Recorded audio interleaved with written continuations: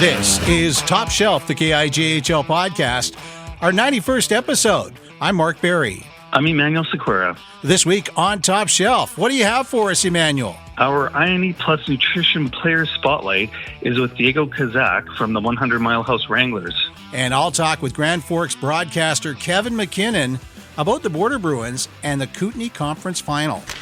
Emmanuel, let's talk briefly about the two conference finals. What are your thoughts on the Okanagan Conference? So first off, I just want to drop a plug that I've done previews on both conferences, a preview story that's fans can read on our website, www.KIJHL.ca. So it's there on the website and also posted on Facebook. But I mean, it's an interesting matchup because you have a 100 Mile House Wranglers team that under Levi Stewart, I'm going to call it re-energized after a couple of tough seasons. And they're having a great turnaround season. If they win this series, they have a chance to win the Tech Cup the first time since 2015-16. But they are up against the defending KIJHL Tech Cup champions in the Revelstoke Grizzlies, who of course look good, basically have two number one goalies between the pipes for them. And when I look at these two teams, I'm in the same boat as you. You look at it, right off the bat, you look at it and you go, okay, looks like Revelstoke's got the advantage. But I do want to talk a couple of things about 100 Mile. When you look at the goaltending, it might surprise people that haven't watched the Doug Burks. I mean, Degenstein and Ponto are incredible. Degenstein, 963 in the playoffs, and Ponto, 935. But you look over at 100 Mile House, Tyson Endall, 938, and Drew Cadenhead, 938 as well. So goaltending has been very good for 100 Mile House. I think it's really going to come down to the power play, special teams, because that is an area that 100 Mile House has to address. Just 7.8% on the power play, and the penalty kill under 80%. And they're really going to have to swing that around, turn that around to make a difference in this series, don't you think? Oh, absolutely. And it is something that I touched on when I spoke with Diego for the podcast. Okay, just before we leave this section, I just want to say something to the broadcasters that will be doing this game in Revelstoke and in 100 Mile House. Riley Langell. It's been sort of a project of mine all season long. I know his folks, Chris and Sandy, so I'm doing this on their behalf too. It's not Langell, as he's been called so often around the league. It's Langell, Jack and Jill. So I just want to get that out there, and that's for you, Chris and Sandy. Let's talk about the Kootenay Conference. Your thoughts on what could be a very, very good series between Grand Forks and Kimberley. Yeah, I'm really curious to see how this series turns out.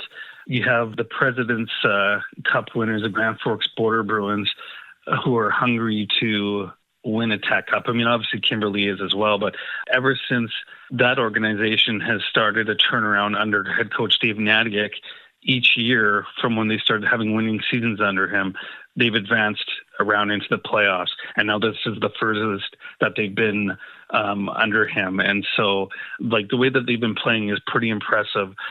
So I'm really curious to see how that keeps rolling. And then Kimberley, I mean, they've got a very good team. They have 5 players from the last time that they won the Tech Cup in 2023 that are hungry to win again. And I actually called Derek Stewart because I needed to clarify something with him when we had a brief chat. And he basically just says he sees a hunger from the entire roster to go all the way and win this. And so this is going to be a great battle for the Kootenay Conference Final. These two series get underway tonight, Friday night in Revelstoke, Grand Forks, and on Flow Hockey. It's now time for our INE Plus Nutrition Player Spotlight.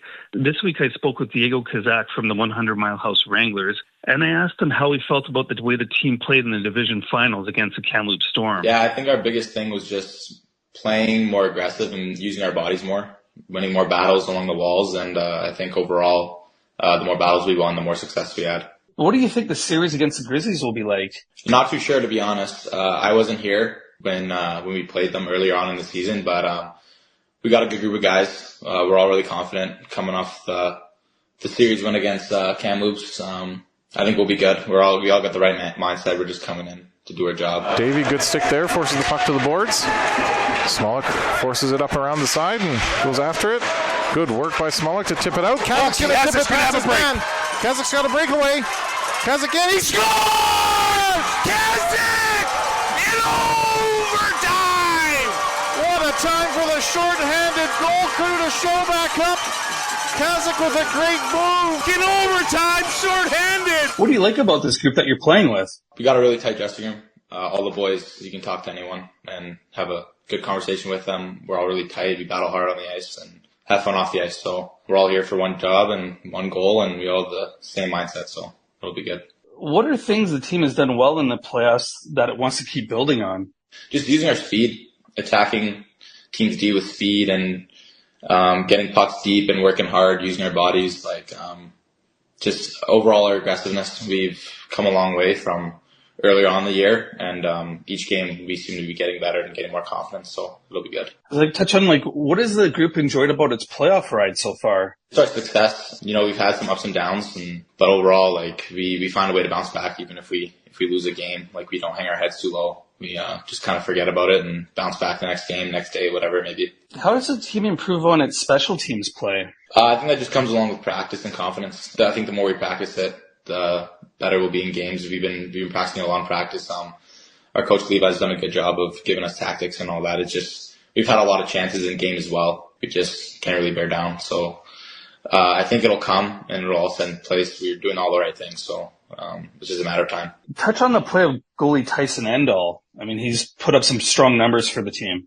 Yeah, he's a big part of our team. If you want to go far, you need a good goalie, and we got a lot of good goalies on our team too that can do a job. But Tyson's been really good for us. He's been battling hard through everything, keeping us in some really good games. A lot of games could be different without him in net, so he's been really good for us. That's Diego Cazac of the Mile House Wranglers. Diego, thanks for joining us on Top Shelf, the KIJHL podcast. Awesome. Thank you so much. The Player Spotlight is a presentation of INE Plus Nutrition. Boost your energy naturally with Canada's best-tasting super greens by INE Plus Nutrition. Abundant in over 50 antioxidants, vitamins, and minerals, INE Plus Super Greens will improve your immune and digestive systems, increase your energy, and enhance your mental clarity. You'll feel better overall, almost like you could tackle any challenge. Shop now at www.inenutrition.com and use the code KIJHL10 to get 10% off your order. This is Top Shelf, the KIJHL podcast, now available on YouTube. Next, I talk with the voice of the Grand Forks Border Bruins, Kevin McKinnon. First up, I asked Kevin for his thoughts on the 2025 KIJHL playoffs. You know what? Every series has been so exciting to watch. There's been a few sweeps, but even those games, you can tell that all of the teams that made it to the playoffs deserve to be there and had worked hard to do it. Let's talk about your team, the Grand Forks Border Bruins. Are you even surprised that they're undefeated in the playoffs? To go 2 rounds with sweeps is pretty impressive, but when you look back at the regular season, the Border Bruins only gave up 4 points in division the whole season. 1 loss and 2 overtime wins. When I look at that, I was like, we were really obviously hopeful. We certainly knew that, especially round 2 against Beaver Valley Nighthawks, they took us to game 6 of round 2 last year. We were watching them really closely, and despite the fact that it was a 4-game sweep for the Border Bruins, the Nighthawks put up a real challenge and 3 very close games. How much of a factor do you think last year's outcome against Beaver Valley played in that series this year? I think especially all of our returning players that had been a part of that series were really obviously disappointed to end up going out in Game 6 last year, and we're really looking for that redemption this year. I think just the way they dug in through 4 games, and Game 2, 8-7. Just crazy scoring. Who sees 15 goals in a hockey game? Yeah. Right? But the fact that they dug in, it was because they wanted to get over that hump that they couldn't quite get past last year. Let's talk about some of the players. Obviously, there's Levi Astle and Tyler Burke. But on Tyler Burke, 3 game-winning goals in the playoffs. Yeah, and if you look back into round one against Castlegar, both Levi and Tyler were kept off. They had assists, but they were kept from picking up the goals.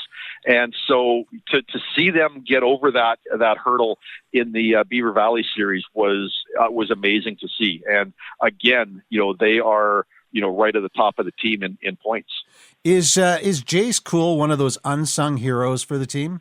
Jace Cool is always going to be considered an unsung hero. He makes the plays when he needs to. He isn't afraid to throw a hit.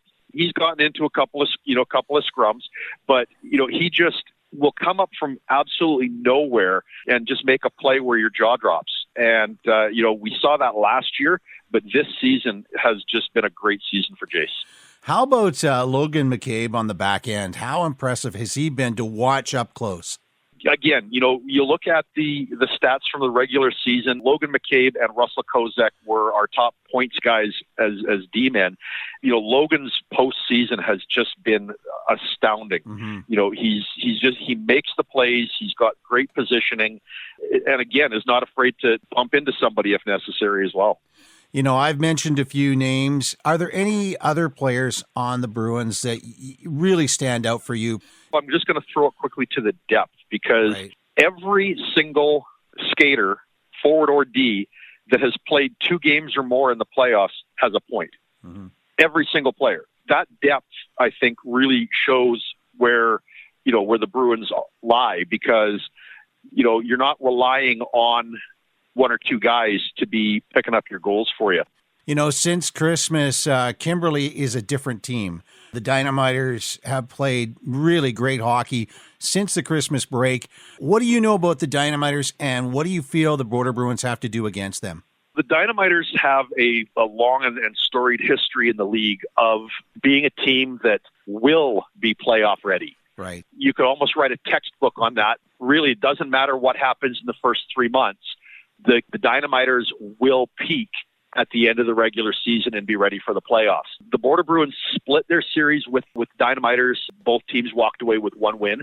I think going up against Beaver Valley in the division finals set the stage for the Border Bruins. I think, you go up against a quality opponent like that helps get you ready for the next round. And there's no doubt that the Dynamiters, they had a great divisional run as well. The Border Bruins have spent this last week and a half getting focused on what it's going to take up against Kimberly. How long has it been since you've been this far in the playoffs?